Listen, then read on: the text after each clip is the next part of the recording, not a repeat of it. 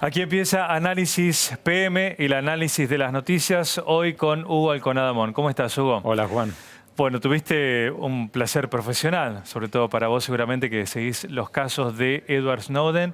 Contanos en primer lugar quién es este hombre fascinante y cómo lo entrevistaste, si es que podés contarlo. Sí, lo que ocurrió fue, yo lo venía siguiendo hace 1 año y medio y las vueltas a la vida, al final me invitaron, me convocaron para hacerle una entrevista pública.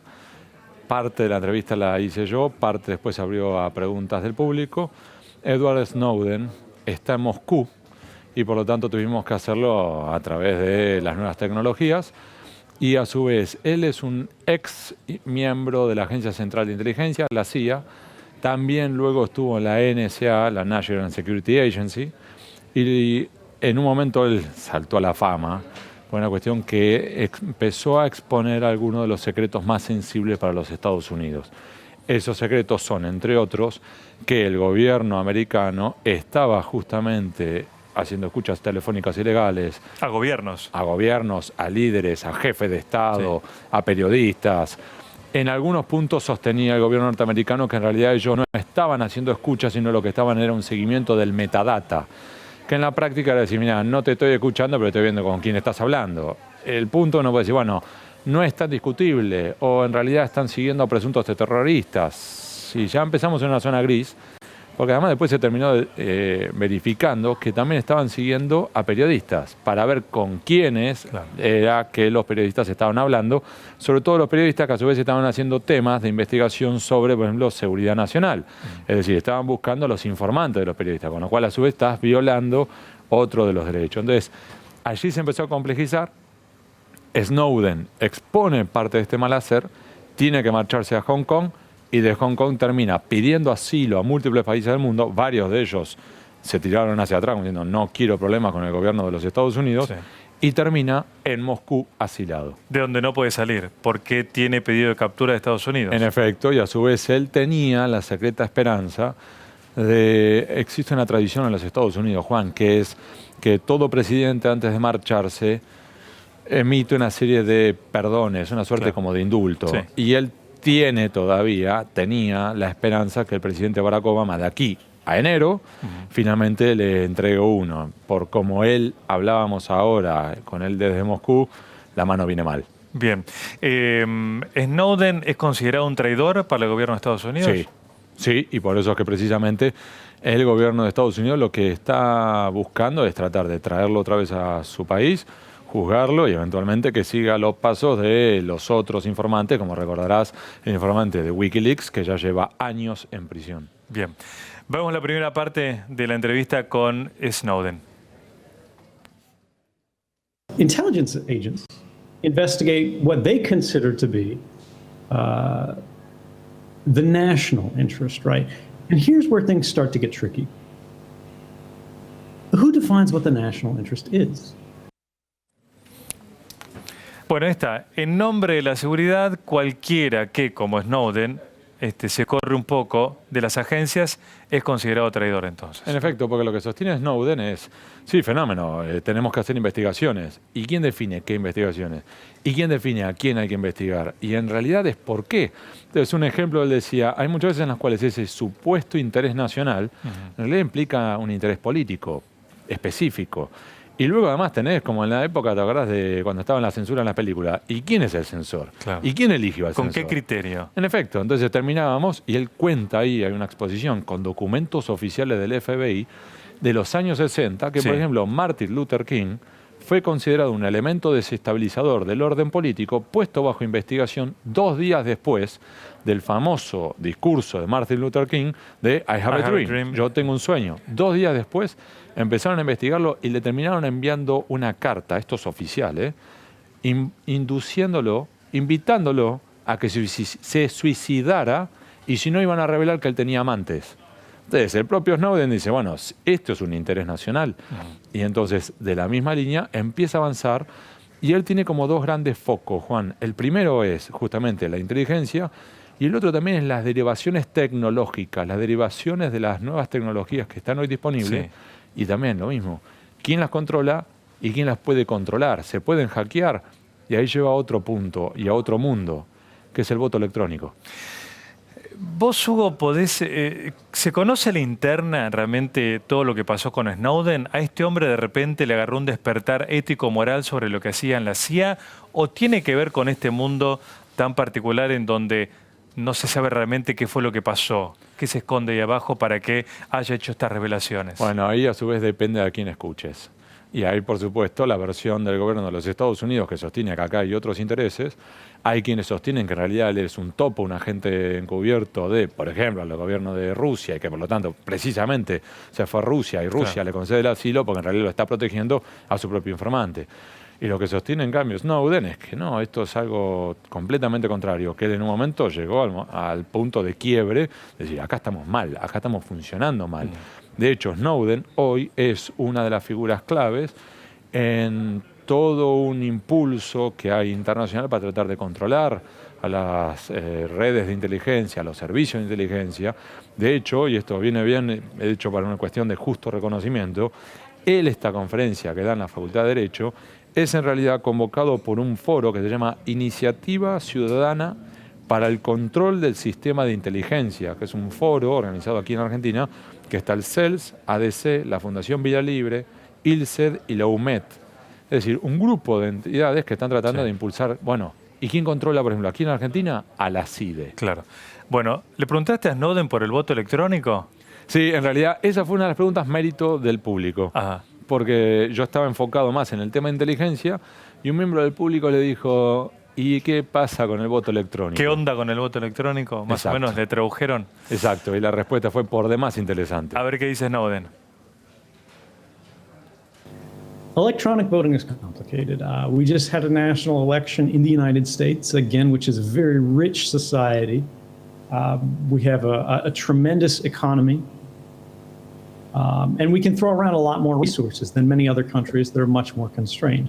And yet, despite that, the weekend prior to our most recent election, we had security researchers publishing demonstrations of attacks they had performed against our current voting machines that showed that they could change the registry of votes, both in the electronic register and the printed register that originated from electronic voting machines. Many people will say electronic voting can be done securely, that it can be done more cost effectively, and we would like to believe that. But unfortunately, today, there is no established track record that shows that is the case. It would be wonderful to be able to embrace electronic voting. But as of right now, we simply have not established the tools in a manner that has been proven in an academic format to be sustained, not just for this next election, right? But when these same machines will be used for the next election and the next election, because these machines aren't simply repurchased every time an election comes around with the newest technology. ¿Qué más dijo el voto electrónico, Hugo? Fue muy interesante porque cuando daba la sensación, Juan, que ya había dicho todo lo que tenía que decir para el voto electrónico, hubo otra pregunta al público. Bueno, ¿y qué pasa con las potencias extranjeras? Si se puede llegar a hackear el voto electrónico, ¿no podría una potencia extranjera justamente tratar de influir en una elección y por lo menos, no te digo decidir quién es el ganador, pero por lo menos embarrarte la cancha? Y la respuesta de Snowden fue por demás preocupante. A ver qué dice Snowden.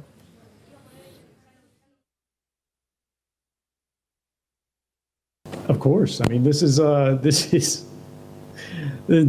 not much of a question in terms of a yes or a no, because this is what intelligence agencies are for, right? Interfering in foreign elections is what they've done for as long as they've been around. Whether this is lawful, whether this is appropriate, we can have differences of opinions. These are things that have happened and likely will happen in the future. The question that we need to be thinking about is how do we defend against them and ensure that they're not effective? Seguimos en la charla con Hugo Alconada-Amón, que tuvo el privilegio de entrevistar nada menos que a Edward Snowden. Vos que conocés, vamos a pasar por alto, pero digamos, la cuestión de inteligencia que a vos te parece tan interesante y la que trabajás tanto. ¿Pudiste detectar por qué se obsesionan tanto por el secretismo hombres que trabajaron en la CIA? Yo creo que, entre otras cosas, porque sienten el control. La dinámica esa de yo tengo el poder. ¿Ellos yo o que lo tengo la controlan? información. No, esta idea de tener la información es poder, ¿viste? Esta cosa de, y yo con esto además puedo vanagloriarme, y yo puedo informarle a mi jefe, y yo puedo esto, y yo puedo influir, yo puedo... De hecho, es muy interesante porque Snowden también aborda este eje, esta idea de decir, bueno, ¿y por qué tanto secretismo? ¿Por qué esta obsesión por la inteligencia? ¿Por qué esta obsesión por la seguridad nacional, el interés nacional y mantener todo reservado? Paranoia, a nivel de la paranoia, por ejemplo. Escuchá a Snowden, que es interesantísimo, vas a ver que es increíble. A ver qué dice. If the government of Argentina or any other country that's dealing with small-time criminals says, oh, if we tell the public, if we tell officials the general details of these activities will lead to the end of our republic, you know, it would be great if we could see some bare evidence for the fact that that is the case. Whenever intelligence operations are revealed, even in the abstract, even peripherally, there are these alarmist claims of damage, alarmist claims of harm. But never do we see evidence of the actual harm that came to pass. Perhaps a starting point in this conversation would be, we need the intelligence services of Argentina to provide a public list of the damage that has come as a result of previous disclosures. Insisto con que estamos viendo una entrevista que hizo Hugo Alconadamón junto a organizaciones no gubernamentales para conocer desde el propio Snowden facetas desconocidas hasta el momento de la inteligencia de Estados Unidos. Tuviste el privilegio, insistimos con el tema, porque no tiene otro medio esta entrevista. Hablaste de la CIE también o de la AFI. ¿Conoce, está al tanto de todo? Bueno, esto fue muy llamativo, Juan, porque obviamente cuando se le pregunta, uno se imagina que él está muy centrado en los Estados Unidos, en las grandes potencias. Y cuando le preguntaron en un momento sobre inteligencia y Argentina, nos tomó por sorpresa porque él llegó a hablar sobre algunos de estos pequeños detalles de la Argentina. Entre otros, él habló de esta dinámica como del gatopardismo, es decir, sí, vos podés cambiarle el nombre, y lo que era la CIDE ahora es la AFI, pero el punto de fondo es otro, no es ese. Entonces fue muy interesante verlo a él yendo, si querés, más adentro, ¿sí? Y hundir el cuchillo en uno de los puntos centrales. Él conoce las siglas de la inteligencia argentina. Fíjate que va a dar muy clarito, es decir, esto va más allá de lo que le pongas como el eslogan o el nombre o como quieras bautizarlo. Acá hay que ir a otra cosa. Lo escuchamos. Do we want to risk empowering institutions with a troubled history? You can rename an intelligence agency every year for the next 20 years if you want, but that won't make its activities any different. The only thing that will is outside influence, is accountability to the law. And the only way to ensure that is not to simply change the name of an agency and then rehire a generation of officials that were previously tossed out for bad behavior. It's to actually hold those officials who had broken the law, who had violated the tenets of trust that tied together our society, to put them in court, to put them on trial. And whether you convict them or not, at least make them answer for their bad behavior and justify it to a jury of ordinary citizens. Estamos viendo la entrevista que Hugo Alconadamón le hizo al ex espía de la CIA, Edward Snowden.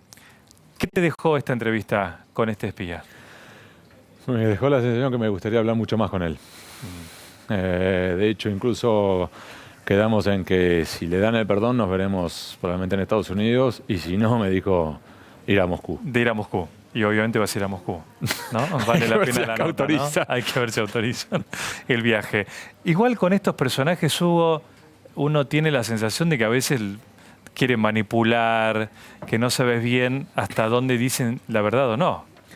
De hecho, él es un ex agente de la CIA, de la NSA. Anda a saber si es un ex o es un actual. Anda a saber para quién trabaja, si en realidad es, como dice el gobierno norteamericano, que trabaja para otro eje. Acá, en definitiva, yo también quiero remarcar un punto de fondo. Es, más allá de quién sea él, es interesante estos puntos de hay que controlar a los servicios de inteligencia.